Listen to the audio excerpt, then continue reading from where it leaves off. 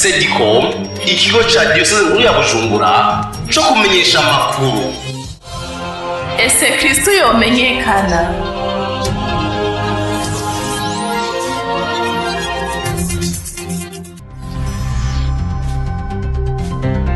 Amakuru mu Kirundi mushikirizwa na Sedicom.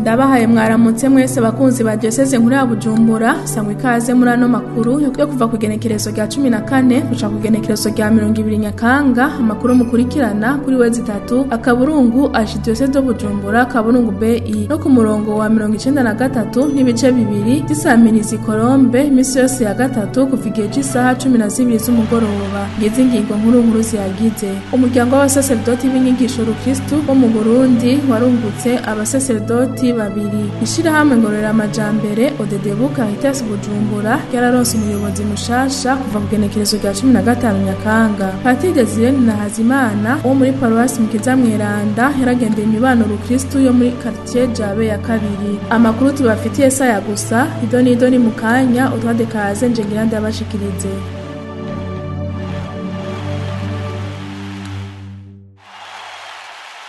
Ndasubiye kubaha ikaze. Mu gihe umwaka w'ubutumwa muri Ecclesia utangurana n'ukwezi kwa Nyakanga, nyene icubahiro Musenyeri Gervasi Banshimiye ubusa, umwepiskopi mukuru wa Diocese nkuru ya Bujumbura aheruka kugena abasaserdoti mu butumwa bw'umwaka w'2020 ushira umwaka w'2021 nkuko tubisanga mu rwandiko yasohoye kwa 16 Nyakanga uwo mwaka. Ubwo rwandiko rurimwo ingingo igena mu mabanga abagize urwego rw'abasaserdoti bashinzwe ubutumwa bwo mu maparuwase hamwe n'urundi rwandiko ruriko inzego mpanuza jambo zitandukanye za Diocese nkuru ya Bujumbura, aho twavuga nk'ibisata bitandukanye: inama nkuru mpanuza jambo, inama ntunganya butunzi ya Diocese, umugujeje indinganizo z'amaparuwase n'umugwi w'inyigisho za Ecclesia hamwe n'ibindi. Nkuko tubisanga muri izo nyandiko, amaparuwase 9 niyo yahinduriwe abapatiri mukuru hamwe na paruwase nshasha ya Maramvya yaronse abasaserdoti babiri n'umudiakoni umwe. Ahandi habaye impinduka ni mu kigo c'ugwaruka co mu Kamenge, Centre Jeune Kamenge, aho Patiri Alphonse Ndabiseruye ari we agiye kuba umuyobozi w'ico kigo, akaba asubiriye Patiri Maurice Simon Pierre Ciza nawe yagenye kuba patiri mukuru wa Paroisse Buhonga, akaba ari n'icariho c'umwepiskopi mukuru w'intara y'ubutumwa ya Buhonga. Mishirahamwe ngororera amajambere Odedebu Caritas Bujumbura, Patiri Aniseti Shumbusho akaba ari we umunyamabanga nshingwabikorwa w'iryo shirahamwe, yasubiriye Patiri Alphonse Ndabiseruye. Patiri Jean Baptiste Nijimbere nawe yagenye kuyobora igisata ca Diocese nkuru ya Bujumbura kijaje inyigisho nkomeza kwemera na liturgia, akaba asubiriye Patiri Paul Butoyi yagenye kuba patiri mukuru wa Paroisse Mutumba. Tubipfurije ubutumwa bwiza. Umuryango w'abasaserdoti b'inyigisho Rukristo wo mu Burundi, Le Père de la Doctrine Chrétienne, werutse kugabana abasaserdoti babiri, Patiri Deus Nzambimana na Patiri Prosper Ntabangana mu kwezi kwa Mukakaro uyu mwaka. Ku munsi w'Imana igenekerezo rya 20 Nyakanga niho bashikiriza icese Patiri Deus Nzambimana, umuryango wa Paroisse yitiriwe Mama Teresa w'Ikarukuta wo mu Ruziba, isanzwe irangurirwamwo ubutumwa n'abasaserdoti b'uwo muryango. Donido na Donatien Nzobonimpa. Muri uwo muryango w'abasaserdoti b'inyigisho Rukristo baraherutse kugabana abasaserdoti babiri n'abakaba ari Patiri Deus Nzambimana kumwe na Patiri Prosper Ntabangana. Abo babiri tubabwiye bavuye mu gihugu c'u Burundi arabadiakoni maze berekeza neza na neza mu gihugu c'u Bufaransa. Bashitseyo niho haterikiza c'indwara ca coronavirus, bica biragorana kugira ngo batahuke mu gihugu cyabo c'amavukiro. Kubera ko atakundi vyari kugenda, baciye batirirwa mwibanga ry'ubusaserdoti muri ico gihugu c'u Bufaransa nyene. Mu misi yavu biheze ni habo basaserdoti bashika mu gihugu cyabo c'amavukiro. Kuri uyu w'Imana uheze idominika ya 2025 umwaka A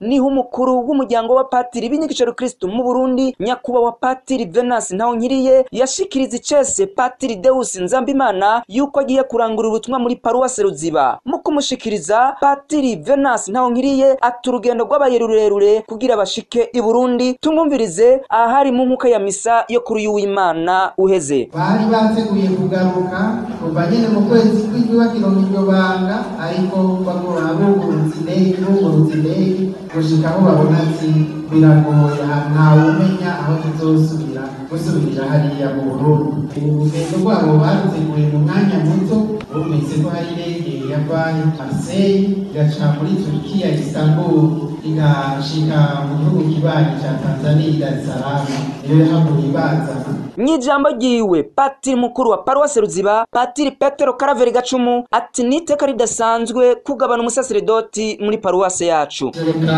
bakengurukira Imana kubera iyo ngabire y'umusaseredoti mu muryango wacu, ariko cyane cyane kubera iyo ngabire y'umusaseredoti muri paruwase Ruziba nyakubahwa patiri cyane cy'umuryango turakiranye akanyamuneza n'igishika iyo ngabire y'umusaseredoti badashikirije muri paruwase yacu. Uwo musaseredoti mushasha twashoboye kumwegera n'akamwe kenshi aratubwira uko yakiriye iryo banga geranda yahawe. Niteka ntangere umuntu ategwa n'Imana ryo kugabana ibanga ry'ubusaseredoti, kuronka ibanga kureye umuryango y'incuti n'abagenzi ni kimenyetso novuga cyo kwifatanya n'isi yabonye amagorwa atari make muri no misi avuye kuri kino kizo, ariko kandi ngasanga ari niteka kubangarutse ngashika hano muri no paruwasi y'ubutumwa na haronse nkabwira ngo ndawurangure, kandi noneho ni paruwasi nsanzwe novuga narakuriyemo kuva nkiri umufaratiri ncinjira mu no muryango wa patiri w'inyigisho Kristo, niho natanguriye ubutumwa ngira abakristo nkabakasaba yuko bokwama bamperereza igisabisho kandi nanje nkabaherereza igisabisho kugira ngo twese dusangire uwo mwete wo kurondera Imana. Mwomenya yuko uwa wundi musaseredoti Prosper Ntabangana nawe ashobora kuba yarungiswe gukorera muri diocese nkuru ya Gitega ahasanzwe hari ikindi kigo cy'uyu muryango w'abasaseredoti b'inyigisho Kristo. Donatien Nzobonimpa, Sedicom, paruwase yitiriwe Umweranda mu Matereza b'ikarikuta mu Ruziba. Arakoze Donatien Nzobonimpa. Ku munsi w'Imana igenekerezo rya 20 Nyakanga muri paruwase Gatumba bari mu kanyamuneza ko guhimbaza isabukuru y'imyaka 11 bamaze bagabanye paruwase, kandi n'akaryo ko kwakira icese umubano w'ababikira bene bikira bashikirije uwo muryango ku munsi wa gatanu igenekerezo rya 18 Nyakanga n'icariho c'umwepiskopi mukuru muri Vikaria ya Gihosha Musenyeri Jean Louis Nahimana. Ivyo birori vyatangujwe n'inkuka y'imisa yahereje na patiri mukuru wa paruwase patiri Martin Bitanga. Idonido na Emmanuel Sabimana. Umuryango w'abakristo bagatuma kuri w'Imana Dominika 25 umwaka wayituruje abaramutse bahimbaza isabukuru y'imyaka 11 heze bagabanya umuryango wa paruwasi. Musigo yo munsi nyakubahwa patiri mukuru Martin Bitanga ashimikira ku vyumviro bibiri yibutsa abakristo ko bose arabakozi umurimo w'umukama kandi ko ivyumviro vy'umuka bitandukanye n'ivyatwe bw'abantu. Naho nyakubahwa patiri mukuru Martin Bitanga yafatiye mu gushikira ijambo ry'uwo munsi umuryango w'abakristo bo kuri paruwasi no ku mashuri tabari yose hakukira. Aha twibutsa umunsi wo kugabana umuryango wa paruwasi imaze kurangurwa muri iyo myaka 11 afatiye ku bisata by'ubuzima rukristo. Patiri mukuru aranashikiriza abagiye kumwunganira mu butumwa haba mu nama nkuru ya paruwasi mu gisata kijejwe gutunganya imanza n'abagiye kurungikwa mu butumwa bw'abasangije n'umwepiskopi mukuru wa diocese nkuru ya Bujumbura. Imbere yo kurangira ijambo ryiwe patiri mukuru Martin Bitanga araha ikaze umuryango w'ababikira bene bikira baraye bagabanye muri paruwasi, aho bashikirizwa ku munsi wa gatanu w'igenekerezo rya 18 Nyakanga n'icegera c'umwungere mukuru mu ntara y'ubutumwa ya Gihosha nyakubahwa Musenyeri Jean Louis Nahimana mu gasengero k'uwo mubano. Mama Diana arongoye uwo mubano mu Burundi arashikiriza icese abigeme bano umuryango w'abakristo bagiye kuranguriramo ubutumwa. Umubano wa bene bikira ugira kabiri ku mubano w'abigeme b'urukundo wo mu Kajaga baranguriye ubutumwa muri yo paruwasi. Urongoye inama nkuru ya paruwasi umufasoni Donate bashingwa ku izina ry'abakristo arakengurukira Imana kuri iyo ngabire idasanzwe ya paruwasi yabaronkeje, aranakira abashitsi babihaye Imana bene bikira. Kubwiwe uyu mwaka ugira 11 Imana iguma ibatera iteka. Mu gushika kuri iryo sabukuru ridasanzwe paruwasi ifatiye kuri kuno kwezi kw'icumi kwahariwe kumenyesha inkuru nziza yaratunganijwe isabisho c'imisi indwi kibashikana kuri iryo sango. Turangize tuwibutsa ko paruwasi ya Gatumba yashikirijwe n'umwungere muri ico gihe nyene icubahiro Musenyeri Evaristo Ngoyagoye hari kwigenekezo rya 19 ukwezi kw'icenda umwaka wa 2009. Paruwasi kaba yitiriwe Umweranda Francisco Xaveri. Muri paruwasi ya Gatumba Emmanuel Sabimana ku bwa Sedicom. Arakoze Emmanuel Sabimana. Mu gisata c'iterambere ku munsi wa kabiri igenekerezo rya 15 Nyakanga no patiri Aniseti Shumbusho na patiri Alphonse Ndabiseruye babisikanya mu butumwa bwo kurongora ishirahamwe ngororera amajambere Odedebu Caritas Bujumbura ya diocese nkuru ya Bujumbura. Ni nyuma y'imyaka 12 yari iheze iryo shirahamwe ritwagwa na patiri Alphonse Ndabiseruye. Ivyo birori bikaba vyari bihagarariwe n'icegera c'umwepiskopi mukuru wa diocese nkuru ya Bujumbura Musenyeri Anatole Ruberinyange, hari kandi n'uwurongoye ikigega ca diocese nkuru ya Bujumbura Patiri Pierre Maniragarura, n'icegera ciwe Patiri Pitas Gendakuriyo, hamwe n'icegera c'umunyamabanga nshingwabikorwa wa Dedebu Caritas Bujumbura Patiri Emmanuel Hatungimana. Ni inkuru twashikirijwe na Genevieve Nduwimana. Mu gisata c'imibano, abagize umuryango wa Vicente wa Paulo Mweranda ku rwego rw'igihugu baragendeye ku munsi wa gatanu igenekerezo rya 18 Nyakanga abageze mu zabukuru bashika 600 bateshejwe izabo kubera umwuzurira w'amazi wateye mu Gatumba. Abo nabo bakabegereranije hamwe muri site iri kujya kabiri mu Gatumba. Uwo muryango wa Vicente wa Paulo Mweranda wari witwaje agakemanyi kagezwe n'itoni 3 z'ifu y'imyumbati hamwe n'itoni 2 z'ibiharage. Idonido na Emmanuel Sabimana. Umukuru wa zone ya Gatumba niwe yakiriye umfashanya hakengurukira cyane abagize uwo muryango wa Vicente wa Paulo Mweranda bashimye kuza kubaremesha. Mwibi bihe turimwo bitameze neza, ibihe twagiriwe nabi n'umwuzure w'amazi, nibihe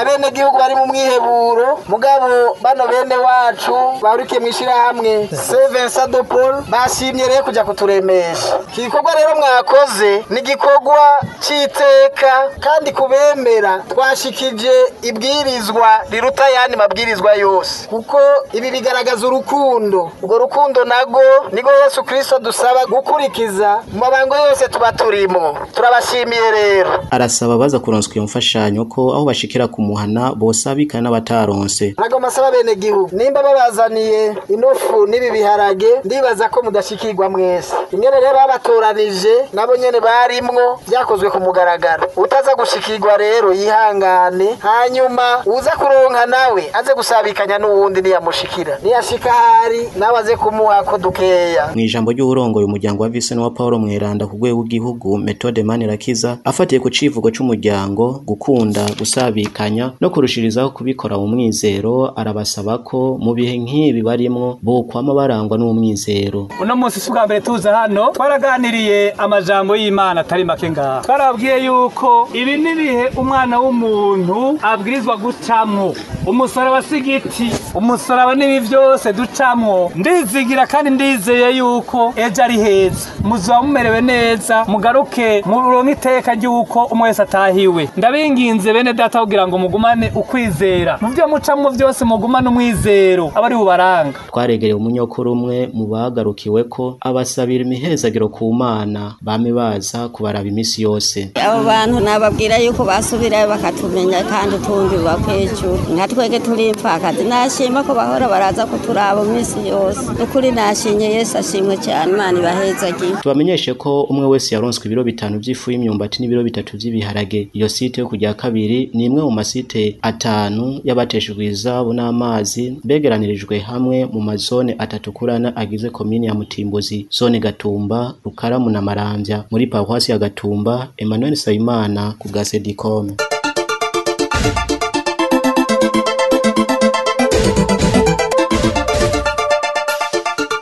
Tubandaniriza no makuru mu gisata c'ubutumwa. Abakristo bashika 56 bo muri Paroisse Muramvya baratiwe bongera barungikwa mu butumwa bwo gusangiza umubiri wa Kristo ku munsi w'Imana igenekerezo rya 20 Nyakanga. Abo barungitse mu butumwa bakaba bari bamaze igihe bavyitegurira. Ivyo birori vyabereye mu nkuka y'imisa yari rongowe n'intumwa y'umwepiskopi mukuru wa diocese nkuru ya Bujumbura Donido na Tarsis Kantongeko. Ku rubanza rwari rwatewe iteka n'intumwa y'umwepiskopi mukuru wa diocese nkuru ya Bujumbura Patiri Petero Karaveri Ndayiragije, kaba n'icariho c'umwepiskopi mukuru mu ntara y'ubutumwa ya Muramvya. Mu ijambo ry'ikaze ryashikirijwe na Patiri mukuru wa Paruwasi ya Muramvya Patiri Leon Nizigama, yarakengurukiye umwepiskopi mukuru yarungitse intumwa, akengurukira n'iyo ntumwa yagamburutse, aca yisaba ko yoja imbere ikayobora inkuka ya misa y'uwo munsi yatanguye igihe c'isaha 4:45. Mu siguro yiwe Patiri Petero Karaveri Ndayiragije yashikirije ko abo bakristu babita abasangizi badasanzwe, ko rero bafise ubutumwa budasanzwe bwo kugaburira abakristu umubiri wa Kristu. Tumwumvirize. Mu byamuteye iteka rinari urame murongera kugaragaza kwemera kwanyu no mu buzima bwanyu ko muri abantu bemera Ukaristiya, ukwamana umutima utoroye kandi wuzuye urukundo. Nkako nyene Ukaristiya ni sakramento y'abavuye mu buja bw'inabi n'ibicumuro bakaja mu mwidegemvyo w'ubuzima bw'ubumwe n'urukundo rutabiriye. nicyo gituma mubwirijwe kwihatira kw'abantu barangwa n'urwo rukundo rwa Kristo rwo kwihebera bose ngo bakire. Murabe mwibuka ko uwo mushinzwe gutanga umubiri wiwe igihe gitanga cy'imfungurwa yaciye yongeraho ati iri bwirizwa ryanje nimukundane nk'uko nanjye nabakunze, gutyo namwe mwabe murangwa n'urwo rukundo. Yaciye abashikiriza ibikoresho azohora bakoresha mu gusangiza, abashikiriza n'umuhezagiro ujanye no kurungikwa mu bwo butumwa. Iyo nkuka yasozerewe mu kanyamuneza kaboneka mu maso y'abakristu bose bakengurukira Imana, hanyuma baca bashikirizwa umuhezagiro w'icese ubwa Sedicom Tarsisi Kantungeko Paruwase Muramvya. Patiri mukuru wa Paruwase Mukiza Mweranda yo mu Nyakabiga, Patiri Desire Nahazimana yaragendeye ku munsi wa kabiri igenekerezo rya 15 Nyakanga imibano Kristu yo muri quartier Jabe ya kabiri ngo basangire igisabisho ca bose. Bakaba bahuriye hamwe arabagize imibano indwi igize yo paruwase hari ku gihe cy'isaha 11 z'umugoroba. Marie Chantal Nzeyimana. Hari igihe cy'isaha 11 zo ku mugoroba aho abanyamibano bo mu Jabe ya kabiri bahurira hamwe mu gisabisho. Ico gisabisho ca bose catangujwe no kuvugisha pura y'amakoko indwi ya Bikira Mariya, hakurikira inyigisho ntoyi yatanzwe na Patiri Desire Nahazimana. Kucivugo ngo jambo yarigize umuntu abana natwe. Inyigisho irangiye hakurikiye inkuka y'imisa. Imisa irangiye Patiri mukuru yaratubwiye ingene ubwo butumwa buriko buragenda n'ingene buzogenda buraranguka. Biri muri programa twatekanije uno mwaka aho tuja turaza kugira ngo dusome inkuka ya misa twegereye imibano, twegereye abakristu kuko n'umukama yashimye kuza kwegera abantu, bigaheza mbere bigashobora no gufasha kuko iraba n'intahe no kwandi ba Kristo batari bitaba cyane imibano, gasanga birabafashije baramenye gose imibano, ndetse nasanga hariho n'abandi batari n'abakatolika bashobora kuza gasanga natwe bigisabisho, ugasanga rero biriko birabaye kuba ciza. Tuzokibandanya mugabo suba ko tuzoca tuguma tuza imisi yose ntivyoshoboka kuko ubutumwa ni bwinshi, mugabo nk'ubu dufise twebwe amakartier indwi muri place yacu, aho rero tuzobandanya kuwa kabiri gushika duheture ayo makartier yose uko ari. Mugabo tujeje duhagarike hama zose turaba ikindi gihe bishobora gukunda. Twari maze kwimvira ko kumbere bishoboka twoshobora kubigira nka kabiri mu mwaka, ariko bizovana ingene tubona abakristo nonyene bariko baravyitaba. Aho tugejeje ndabona ko abakristo bishima cane. Uwo munsi wagira kabiri Patiri mukuru agendera abakristo bahurikiye mu mibano mu makartier agize paruwase ajejwe. Marie Chantal Nzeyimana, Paruwase Mukiza Mweranda ku bwa Sedicom. Arakoze Marie Chantal Nzeyimana. Ku munsi wa gatanu igenekerezo rya 18 Nyakanga niho abakristo muri Paruwase Cathedrale Jenamundi batangura igisabisho c'imisi 9 aho bambaza mutima Mweranda kugira ngo waze yitorere yongera akomeze abagize inama mpanuzo jambo ya paruwase bazotorwa ku igenekerezo rya 27 Nyakanga. Idonido na Trinide Dusabe. Mu nyigisho Patiri Jeri yatanze ku munsi wa mbere w'ico gisabisho c'imisi 9 yatanze isiguro y'ico gisabisho, inkomoko yaco nuko abakristo bakwiye kwitwara mu gihe bariko barakigira. Nitumwumvirize. Bene tuyijiyemo tuje gusaba ikabirano, umwe wese aheze asabe ikabirano y'uguheza kumenya gukurikira ikabirano. Nukuvuga ni muri bene twoheza tugasaba inyinshi tukamaze turonsa, mugabo dusabe ikabirano y'ugutwa inyuma y'ugukurikira Yesu gushika ubuzima bwacu. Ivyo navyo tuzobishobora turi kumwe n'umuvyeyi Bikira Mariya, kuko Bikira Mariya niwe yamenye gukurikira Yesu gushika umusaraba.